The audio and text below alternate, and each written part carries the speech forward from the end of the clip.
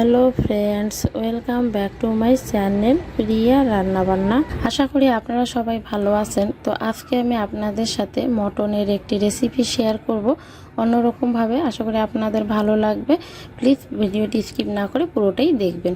তো বন্ধুরা, আমার চ্যানেলে নতুন বন্ধু হয়ে থাকলে প্লিজ চ্যানেলটি সাবস্ক্রাইব করবেন এবং পাশে থাকা বেল আইকনটি প্রেস করবেন আমার রান্নার আপডেট সবার আগে পাওয়ার জন্য। তো কথা না বাড়িয়ে চলুন দেখে নেই আমি এই রেসিপি কিভাবে বানিয়েছি। আমি এখানে 500 গ্রাম মটন নিয়েছি। তো দেখতে পাচ্ছেন যে মটনের গায়ে কিছুটা হলেও একটু চর্বি দেখা যাচ্ছে। আর আমি মটনগুলো ভালো করে ধুয়ে পরিষ্কার করে নিয়েছি। গায়ে যে লোম থাকে সেগুলো পরিষ্কার করে নিয়েছি। তো আর এখানে নিয়েছি রসুন বাটা, আদা বাটা, চাকচাক করে এখানে পেঁয়াজ কেটে নিয়েছি। আর আপনারা আপনাদের পছন্দ অনুযায়ী কেটে নিতে পারেন। আর এখানে আমি কয়েকটা গোটা রসুন নিয়েছি, 4টা গোটা রসুন নিয়েছি, ভালো করে কেটে বেছে ধুয়ে পরিষ্কার করে নিয়েছি। এখানে কড়াই গরম করে নিয়েছি। কড়াইয়ের মধ্যে দিয়ে দেব সরিষার তেল। তো আমি সরিষার তেলে রান্না করতেছি। আপনারা চাইলে এখানে কিন্তু সাদা তেলও ব্যবহার করতে পারেন, তবে সরিষার তেলে রান্না করলে স্বাস্থ্যের জন্য খুবই উপকারী। তেল গরম হয়ে গেছে, এখানে দিয়ে দিলাম গোটা গরম মশলা আর 2টো তেজপাতা। হালকা ভেজে নেব, এতে একটা সুন্দর ফ্লেভার চলে আসবে।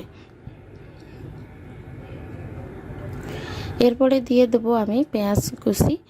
তো বন্ধুরা, পেঁয়াজগুলো দিয়ে দিলাম। এখন পেঁয়াজগুলোকে হালকা ভেজে নেব, একবার হালকাও করব না, আবার একবারে কড়া করেও ভেজে নেব না।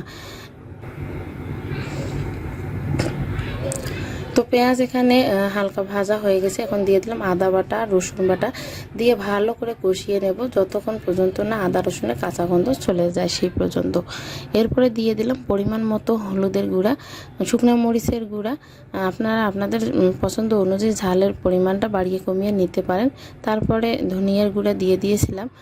এখন ভালো করে কষিয়ে নেওয়ার পরে মটনগুলো দিয়ে দিলাম। মটনগুলো মশলার সাথে একটু নেড়ে চেড়ে নেব। এরপরে দিয়ে দেব আমি পরিমাণ মতো লবণ দিয়েও আবারও ভালো করে ভেজে নিতে হবে।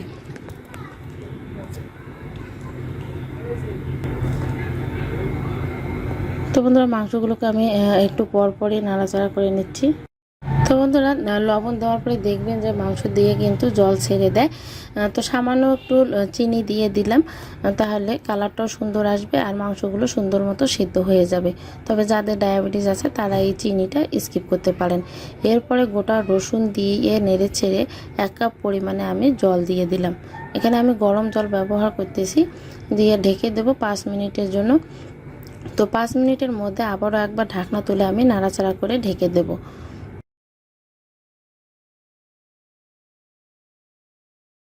তো বন্ধুরা, এভাবে একটু পরপরই ঢাকনা তুলে নেব আর মাংসগুলোকে নাড়াচাড়া করে নেব যাতে কড়াইয়ে লেগে না যায় সেই জন্য।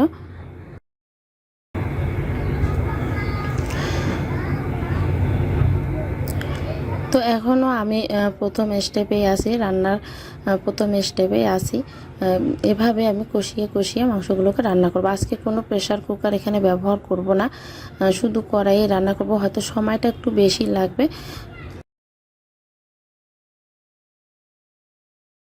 প্রথমবার কষিয়ে নেওয়ার পরে আবারও 1 কাপ গরম জল দিয়ে নেব, মাংস সমান করে জল দিয়ে ঢেকে দেব। তো এভাবে করে আমি 3 থেকে 4 বার, 3 বার না 4 বার আমি কষিয়ে নেব।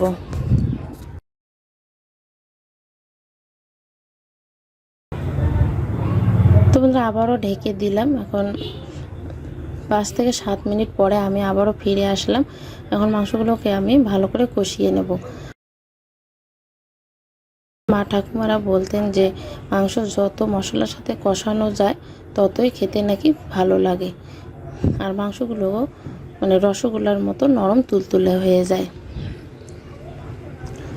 তো আমার এখানে মাংসটা রান্না করতে সময় লেগেছে 30 থেকে 35 মিনিট। প্রেসার কুকারে করলে হয়তো সময়টা একটু কম লাগে, ঝটপট রান্নাও হয়ে যায়।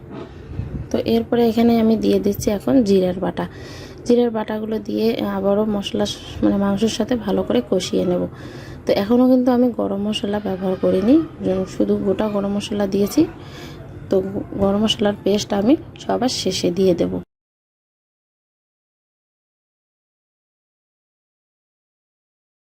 তো বন্ধুরা, আপনাদেরকে আমি পুরোটাই দেখাইনি, এখানে দুইবার হয়তোবা আপনারা দেখতে পেয়েছেন যে আমি কষিয়ে নিয়েছি। তো এরপরেও আমি আরও দুইবার এক কাপ করে 2 কাপ জল দিয়ে মাংসগুলো ভালো করে মানে সিদ্ধ করে নিয়েছি। তো দেখতে পাচ্ছেন যে কষানো হয়ে গেছে আর মাংস দিয়ে তেল ছেড়ে দিয়েছে, মাংসগুলো সিদ্ধও হয়ে গেছে ভালো মতো। আর দেখতে পাচ্ছেন কালারটাও কিন্তু চেঞ্জ হয়ে গেছে।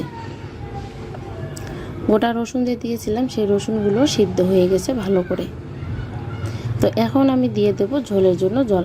আপনারা যে যেরকম ঝোল রাখতে চান সেই অনুযায়ী ঝোল দিয়ে দিতে পারেন। তো আমি একটু ঝোল রাখবো, আর মানে মটনের একটু ঝোল খেতে ভালো লাগে। তো আমি কিন্তু আজকে এখানে রসুন দিয়ে রান্না করেছি, মানে গোটা রসুন দিয়ে, আলু ব্যবহার করিনি। তো আপনারা চাইলে এখানে 2-1টা আলু দিতে পারেন বড় টুকরো করে কেটে নিয়ে।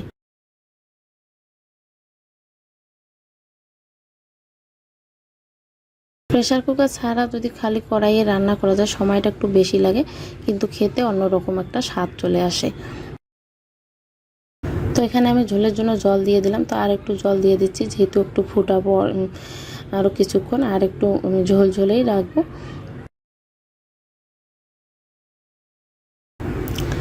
তো বন্ধুরা, ঝোলে ফুট চলে আসা পর্যন্ত অপেক্ষা করব।